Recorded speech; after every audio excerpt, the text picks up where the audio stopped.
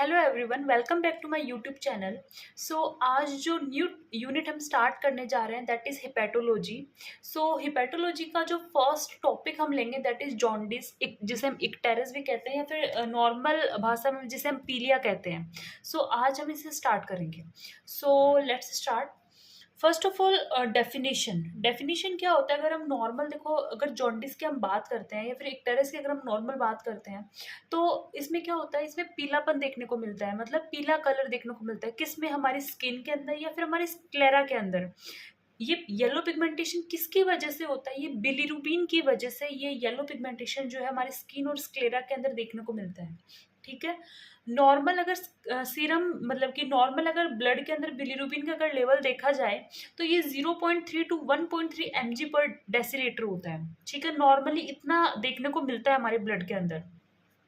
But अगर इसका level अगर 2 mg पर डेसीलीटर से अगर ज्यादा हो जाए, एक्सीड कर जाए 2 mg पर डेसीलीटर को, देन इसे हम जॉन्डिस जो है वो कहते हैं, क्लिनिकली एविडेंट होता है, क्लिनिकली सिम्टम देखने को मिलते हैं।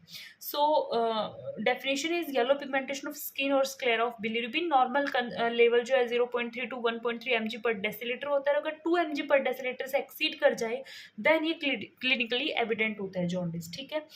अब हम आगे स्टार्ट करने से पहले थोड़ा सा हम एक बार बिलीरुबिन का मेटाबॉलिज्म नॉर्मली कैसे होता है वो हम डिस्कस करेंगे, ताकि आगे फर्दर हमें सारी चीज़ें इजीली अंडरस्टूड हो। ठीक है।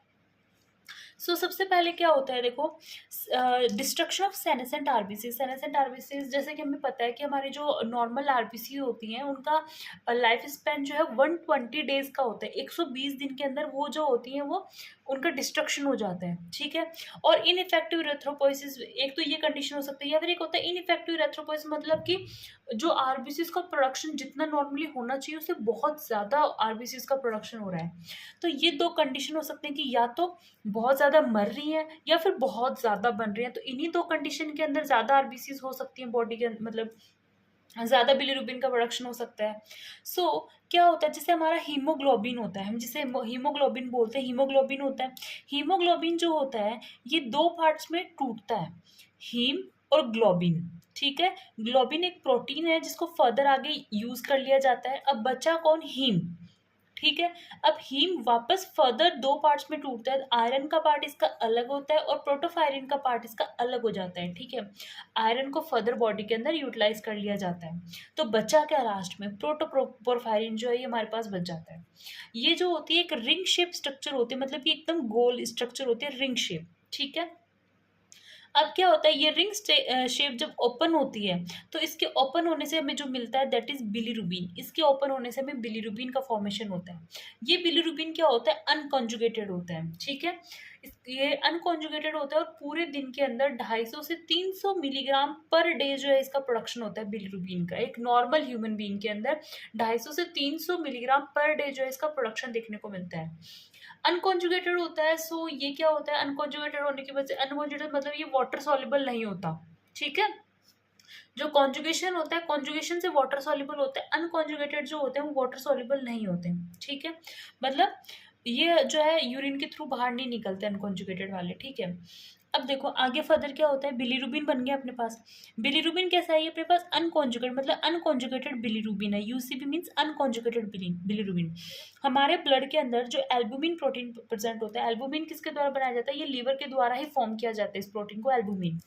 ये अनकॉन्जुगेटेड बिलीरुबिन एल्बुमिन के साथ बाइंड होता है और कहाँ एक कॉम्प्लेक्स का फॉर्मेशन होता है। अनकॉन्जुगेटेड बिलीरुबिन एल्बुमिन कॉम्प्लेक्स का फॉर्मेशन होता है। कहाँ बनता है? पूरा ब्लड के अंदर ही हो रहा है। ठीक है। और ये कहाँ पहुँचता है? ये इसको एल्बुमिन इसको लेके कहाँ आता है? लीवर के पास आ जाता है। ठीक है। लीवर के अंदर ये इसको लेके आया, लीवर में आते ही एल्बुमिन जो है वो तो बाहर निकल जाता है, सिर्फ अनकॉन्जुगेटेड बिलीरुबिन ही लीवर के अंदर जाएगा। अनकॉन्जुगेटेड बिलीरुबिन जो होता है ये जीएसटी से मिलता है। जीएसटी जो है ग्लूटाथायोन एस ट्रांसफेरेज, ये एक प्रकार का प्रोटीन होता है। इससे ये क्या होता है? बाइंड होता है। ठीक है। इससे ये बाइंड होने के बाद में इन प्रेजेंस ऑफ, किसके प्रेजेंस में? ग्लूकोरोनाइजाइल ट्रांसफेरेंस, ये एक एंजाइम होता है। ठीक है। इसकी प्रेजेंस में इसको कॉन्जुगेटेड बिलीरुबिन के अंदर कन्वर्ट किया जाता है। मैं एक बार वापस थोड़ा बता देती हूँ कि अनकॉन्जुगेटेड बिलीरुबिन जो होता है जीएसटी की प्रेजेंस में, मीन्स ग्लूटाथायोन एस ट्रांसफेरेज की प्रेजेंस के अंदर इससे साथ जुड़ता है।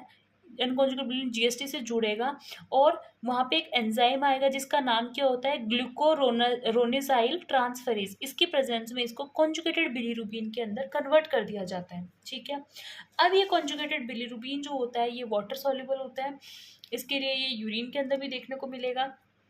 अनकॉन्जुगेटेड बिलिरुबिन जो होता है इसको, अभी यहाँ पे बाइल का प्रोडक्शन हो गया, ठीक है, ये बाइल जो होता है ये जाके गॉल ब्लैडर के अंदर स्टोर होता है और जब भी हम कुछ खाएंगे या फिर जो भी चीज़ है तो ये क्या होगा, स्टिमुलेशन मिलेगा और ये स्मॉल इंटेस्टाइन के अंदर सिक्रेट होता है। ठीक है, स्मॉल इंटेस्टाइन में ऐसे कहते हैं कि ये स्टर्कोबिलिनोजन और यूरोबिलिनोजन की फॉर्म के अंदर ये बॉडी से एक्सक्रेट आउट होता है। स्टर्कोबिलिनोजन जो है मतलब ऐसे कहते हैं 90% जो होता है वो इसके थ्रू ही निकलता है, ये स्टूल के थ्रू निकल देगा स्टर्कोबिलिनोजन की फॉर्म में, और बाकी जो होता है वो यूरोबिलिनोजन की फॉर्म में होता है।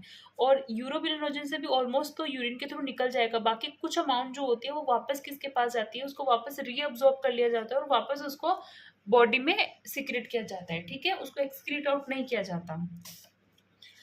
अब ये नॉर्मल हमने क्या पढ़ी, ये नॉर्मल हमारी क्या है, ये मतलब कि नॉर्मल बिलिरुबिन का मेटाबॉलिज्म कैसे हुआ, इस चीज़ के बारे में हमने डिस्कस किया। अब देखो आगे जो चीज़ है कि इस पैथोफिजियोलॉजी, आपने नॉर्मल पैथोफिजियोलॉजी का पता चल गया, अब इस पैथोफिजियोलॉजी से जॉन्डिस कैसे हुआ आखिरकार, ये नॉर्मल एकदम नॉर्मल चल रही थी अपनी बॉडी के अंदर, तो आखिर जॉन्डिस जैसी बीमारी हमारी बॉडी में कैसे प्रोड्यूस हुई। सो ये हमें कैसे पता चलेगा, तो देखो टोटल 4 चीज़ें हो सकती हैं जिसकी वजह से आपको जॉन्डिस जैसी बीमारी हो सकती है। जैसे कि पहली बात तो क्या है कि ये जो नॉर्मल मेरी बॉडी के अंदर जो नॉर्मल बिलिरुबिन का मेटाबॉलिज्म चल रहा था वो डिस्टर्ब हुआ। कैसे डिस्टर्ब हुआ, वो 4 तरीकों से डिस्टर्ब हो सकता है।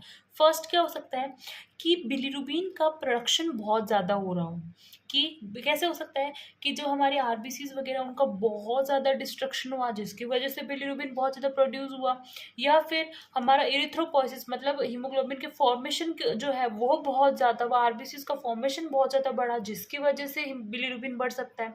सो 2-3 ये रीज़न होते हैं इनकी वजह से क्या होता है, बिलिरुबिन का प्रोडक्शन बढ़ा। सो फर्स्ट चीज़ तो ये होती है कि अगर बिलिरुबिन का प्रोडक्शन बहुत ज़्यादा बढ़ेगा देन आगे वाली चीज़ें जॉन्डिस जैसे कंप्लेंट्स आएंगी अपन को। ठीक है, दूसरी चीज़ क्या हो सकती है, दूसरी चीज़ हो सकती है कि हिपैटिक अपटेक डिक्रीज हो जाए। हिपैटिक अपटेक मतलब लीवर, और अपटेक मतलब जो चीज़ वो ले रही थी, तो हिपैटिक लीवर क्या चीज़ ले रही थी, वो अनकॉन्जुगेटेड बिलिरुबिन को ले रही थी। तो अगर इसने अनकॉन्जुगेटेड बिलिरुबिन को लेना ही कम कर दिया तो ऑब्वियसली जॉन्डिस जैसी चीज़ें देखने को मिलेंगी। ये अनकॉन्जुगेट बिलिरुबिन स्टोर होता रहेगा ब्लड के अंदर, एक्यूमुलेट होता रहेगा जिसकी वजह से जॉन्डिस जैसी कंप्लेंट आएंगी। तो ये हो गया, क्या हुआ कि हमारी जो अनकॉन्जुगेटेड बिलिरुबिन जो है मतलब कि हिपैटिक अपटेक डिक्रीज हुआ, मीन्स जो लीवर को जो चीज़ लेनी थी अनकॉन्जुगेटेड बिलिरुबिन को लेना था वही चीज़ कम हो गई। ठीक है, सो ये एक चीज़ हो सकती है। उसके बाद में थर्ड चीज़ हो सकती है कि हिपैटिक कॉन्जुगेशन डिक्रीज हुआ। हिपैटिक कॉन्जुगेशन डिक्रीज हुआ मतलब कॉन्जुगेशन मतलब जो अनकॉन्जुगेटेड को कॉन्जुगेटेड में कन्वर्ट करने का जो प्रोसेस था वो ही कम हो गया। मतलब जो लीवर को जो कॉन्जुगेशन करना था, अनकॉन्जुगेटेड को कॉन्जुगेटेड में कन्वर्ट करना था, वो चीज़ ही इस लीवर ने कम करनी स्टार्ट कर दी। ठीक है, तीसरी चीज़ इसकी वजह से जॉन्डिस हो सकता है। या फिर फोर्थ चीज़ क्या हो सकती है कि ये जो यहाँ पे बिलिरुबिन का प्रोडक्शन हुआ, इस बिलिरुबिन को मतलब कि ये जो एक्सक्रीशन है बिलिरुबिन का बाइल के अंदर ये ही कम हो गया। यहाँ से बाइल जो होता है वो एक्सक्रीट आउट ही नहीं कर रही, लीवर जो अपने पास ही लेके बैठी है, पूरा आगे भेज ही नहीं रही। तो इन 4 चीज़ों की वजह से क्या होता है, हमारे पास जॉन्डिस जैसे कंप्लेंट आ सकते हैं। तो यही चीज़ मैंने यहाँ पे मेंशन किया है कि बेस्ड ऑन पैथोफिजियोलॉजी जो हमने ऊपर डिस्कस किया उसके बेसिस पे जॉन्डिस में रिजल्ट फ्रॉम फॉलोइंग मैकेनिज्म, या तो बिलिरुबिन का प्रोडक्शन बहुत ज़्यादा हो रहा है, मतलब जो हमारे या तो बहुत ज़्यादा आरबीसीज का डिस्ट्रक्शन हो रहा है, या फिर एरिथ्रोपोइसिस बहुत ज़्यादा बढ़ गया। दूसरी चीज़ हिपैटिक अपटेक कम हो रहा है, मतलब जो अनकॉन्जुगेटेड बिलिरुबिन को जो लेना था लीवर को अनकॉन्जुगेट बिलिरुबिन का जो अपटेक करना था उसको लेना था, वो ही चीज़ उसने कम कर दी। तो ये एक रीज़न हो सकता है। Third is hepatic conjugation decrease हो गया। हिपैटिक कॉन्जुगेशन मतलब जो कॉन्जुगेशन की प्रोसेस थी, मतलब अनकॉन्जुगेटेड को कॉन्जुगेट में कन्वर्ट करने की जो प्रोसेस थी वो ही क्या हो गई, वो ही कम हो गई, वो ही नहीं हो पा रही। तो यहाँ पे भी एक रीज़न हो सकता है जॉन्डिस का। या फिर फोर्थ चीज़ क्या है, अब हो भी गई, मान लो ये चीज़ तो हो भी गई, ये सारी ऊपर वाली चीज़ें हो रही हैं सही से, बट आगे बिलिरुबिन को बाइल को जो गॉल ब्लैडर के पास भेजना था, स्मॉल इंटेस्टाइन भेजना था, वो ही नहीं हो पा रहा, लीवर जो उस बाइल को बाहर निकाल ही नहीं पा रही। तो ये टोटल 4 कंडीशंस जो होती हैं, इनकी वजह से जॉन्डिस जैसी कंप्लेंट देखने को मिलती है। ठीक है, सो इसी के बेसिस पे अब मैं इसका क्लासिफिकेशन बताऊंगी। सो क्लासिफिकेशन में क्या है कि एक तो होता है 3 प्रकार से इसको डिवाइड किया गया है। एक तो है प्री हिपैटिक, एक तो प्री हिपैटिक है, और एक है हिपैटिक, और एक है पोस्ट हिपैटिक। प्री हिपैटिक का मतलब क्या हुआ कि हिपैटिक मीन्स लीवर, और प्री मतलब लीवर से पहले की कंडीशन। ठीक है, लीवर से पहले कंडीशन मतलब कहाँ तक की कंडीशन कि ये लीवर है, और लीवर से पहले की कंडीशन मतलब पूरी ऊपर वाली प्रोसेस। ठीक है, सो इसमें प्री हिपैटिक में बताया गया है कि इसको अपन हीमोलाइटिक भी कहते हैं, क्योंकि ऊपर से सिर्फ कुछ ब्लड से रिलेटेड कुछ हो सकता है। तो before bilirubin reach the liver, जब है बिलीरुबिन अनकॉन्जुगेट बिलीरुबिन जब लीवर तक पहुंचता है, उससे पहले पहले का, अगर उससे पहले कोई दिक्कत बॉडी के अंदर है, then that is pre hepatic jaundice. इसमें हीमोलाइटिक एनीमिया हो सकता है कि आरबीसीज बहुत ज़्यादा डैमेज हो रही हैं, मलेरिया जैसी कंडीशन जिसमें अपने आरबीसीज डिस्ट्रक्शन होता है, रीनल डिसऑर्डर्स होते हैं कुछ कि किडनी से रिलेटेड कोई प्रॉब्लम्स हो सकती हैं, हाइपरस्प्लेनिज्म मतलब स्प्लीन जो है उसका बहुत ज़्यादा उसने ओवर एक्शन किया है, बहुत ज़्यादा काम किया, उसकी वजह से देखने को मिल सकता है। ऑटो इम्यून डिजीज हो सकते हैं, कुछ ऑटो इम्यून ऐसे डिजीज हो सकते हैं जो खुद की सेल्स को डैमेज करें, या फिर खुद ही अटैक नहीं हो पा रहा, बहुत सारे ऑटो इम्यून डिजीज में ऐसा होता है। सिकल सेल एनीमिया या फिर बर्न्स वगैरह के जो केस होते हैं, जलने वलने के जो केसेस होते हैं, ऐसी कंडीशंस के अंदर प्री हिपैटिक या हीमोलाइटिक जो है जॉन्डिस देखने को मिलता है पेशेंट के अंदर। ठीक है, the second one is hepatic. Hepatic मतलब लीवर की बात करेंगे अब हम। ठीक है, लीवर की। सो इसमें क्या हो सकता है हिपैटिक के अंदर, हिपैटिक मतलब विद इन द लीवर। अब लीवर के खुद के पास कौन कौन सी बीमारी हो सकती है लीवर के पास, देखो सबसे पहले तो लीवर के पास सिरोसिस हो सकता है, या फिर पर्सन अगर एल्कोहल ले रहा है तो एल्कोहलिक हिपेटाइटिस हो सकता है, फिर उसके अंदर वायरल हिपेटाइटिस हो सकता है, या फिर उसने कोई टॉक्सिक मटेरियल उसकी लीवर के अंदर चला गया, बॉडी के अंदर चला गया, तो उसकी वजह से भी जो है लीवर अपना फंक्शन प्रॉपरली नहीं कर पाती। ठीक है, सो ये लीवर का हो सकता है। सो थर्ड है पोस्ट हिपैटिक।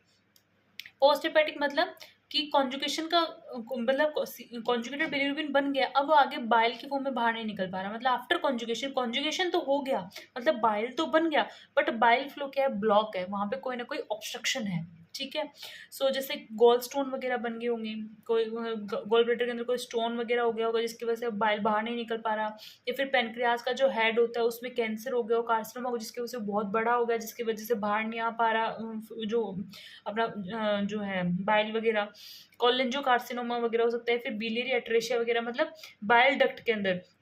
सो ये जो कंडीशन होते हैं, जो लीवर के बाहर क्या क्या कंडीशन पॉसिबल हो सकती है, सो वो क्या है, वो हमारा इसमें पोस्ट हिपैटिक और या फिर ऑब्स्ट्रक्टिव जॉन्डिस के अंदर देखने को मिल सकता है।